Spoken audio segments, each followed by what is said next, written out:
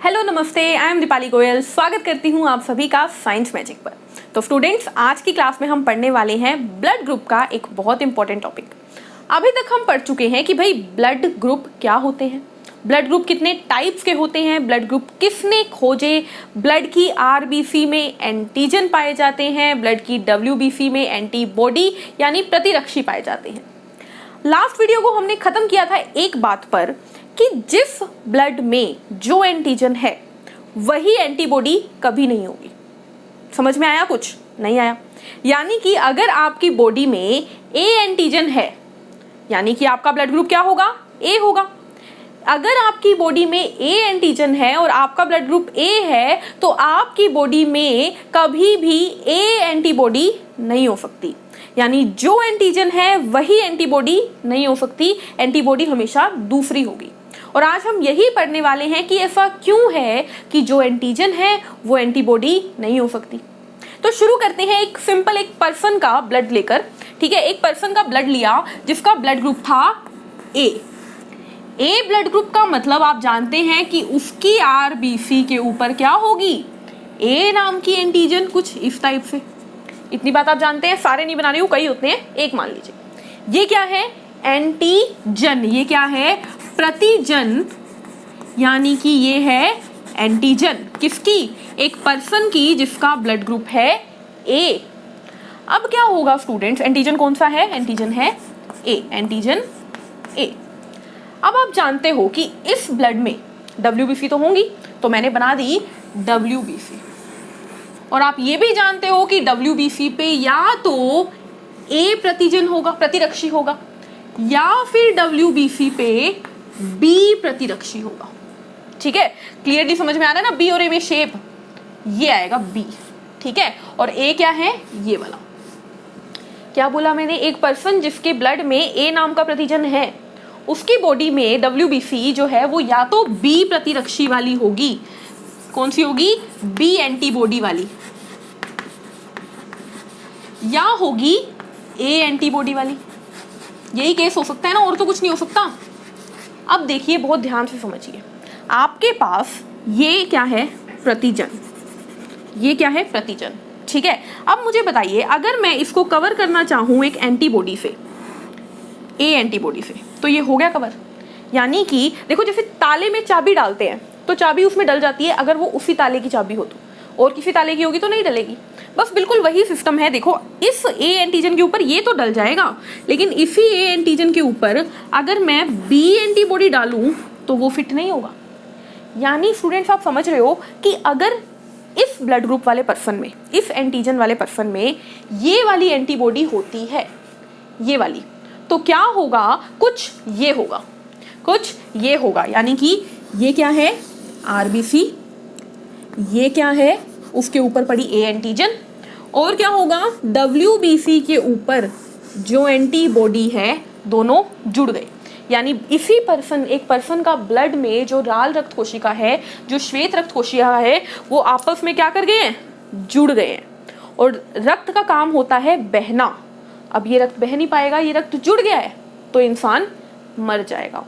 इसीलिए स्टूडेंट्स, बार बार ये बात बोली जाती है कि जो एंटीजन होगा वो एंटीबॉडी नहीं होगी। ठीक है, तो ए में क्या होगा? ए में बी नाम की एंटीबॉडी होगी। एक और एग्जांपल समझिए। ठीक है, सारे एग्जांपल समझाऊंगी इन डिटेल।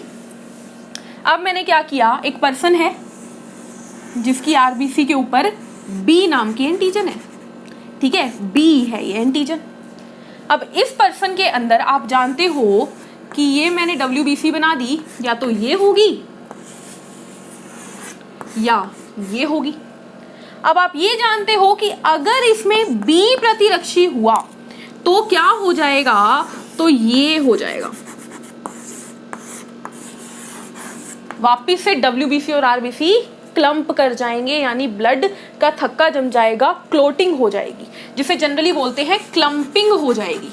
ब्लड जो है वो इकट्ठा हो जाएगा, तो इंसान का ब्लड फ्लो नहीं करेगा, वो मर जाएगा।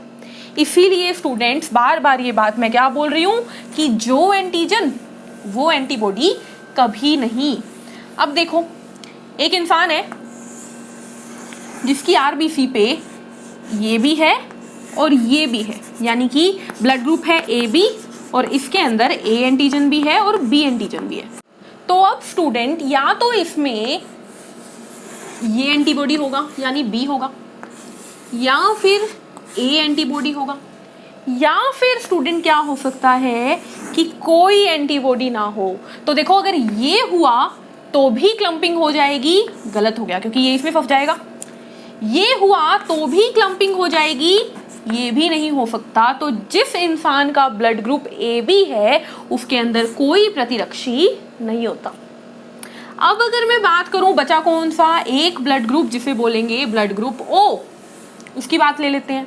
तो ब्लड ग्रुप ओ के अंदर तो भाई ना तो ए है ना बी है, कोई प्रतिजन नहीं है। तो इसके अंदर चाहे ये हो, चाहे ये हो, या चाहे ये हो, कोई फर्क नहीं पड़ता। समझ में आया? यानी कि ओ ब्लड ग्रुप वाले में क्योंकि कोई प्रतिजन नहीं है तो इसमें कोई भी प्रतिरक्षी हो सकता है। यानी अब समझिए, दोबारा फिर टेबल बनाएंगे। यहां पे लिखेंगे क्या, ब्लड ग्रुप यानी रक्त समूह। यहां पे लिखेंगे प्रतिजन यानी एंटीजन, और यहां पे लिखेंगे प्रतिरक्षी यानी एंटीबॉडी। ठीक है, चलिए अगर ब्लड ग्रुप क्या है,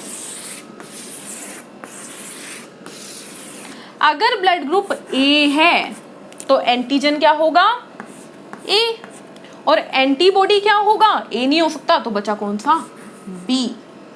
अगर ब्लड ग्रुप बी है तो एंटीजन बी, और बी प्रतिरक्षी हो नहीं सकता तो प्रतिरक्षी कौन सा होगा, ए। अगर ब्लड ग्रुप ओ है तो उसके अंदर एंटीजन क्या होगा, कुछ भी नहीं, तो प्रतिरक्षी कौन से होंगे, ए और बी दोनों। ठीक है, अगर ब्लड ग्रुप ए बी हुआ तो इसमें ए एंटीजन भी है और बी एंटीजन भी है, तो प्रतिरक्षी कोई नहीं होगा। तो इस तरीके से आपको समझ में आया कि इंसान में जो प्रतिजन वो प्रतिरक्षी कभी नहीं। ठीक है, तो यहाँ पर आज की वीडियो हम खत्म करते हैं। मिलेंगे नेक्स्ट वीडियो में जिसमें हम जानेंगे कि कौन किसे रक्त दे सकता है। अब ध्यान से समझिएगा, कौन किसे रक्त दे सकता है कि मैं आपको 2 वीडियोस दूंगी। ठीक है, पहली वीडियो जो आपको नेक्स्ट मिलेगी वो ज़्यादा इंपॉर्टेंट है, आगे वाली जो है उससे क्वेश्चंस कम आते हैं। तो मिलेंगे नेक्स्ट वीडियो में, तब तक के लिए बने रहिए हमारे साथ। चैनल को लाइक कीजिए, शेयर कीजिए, सब्सक्राइब कीजिए। Take care, thank you, bye bye.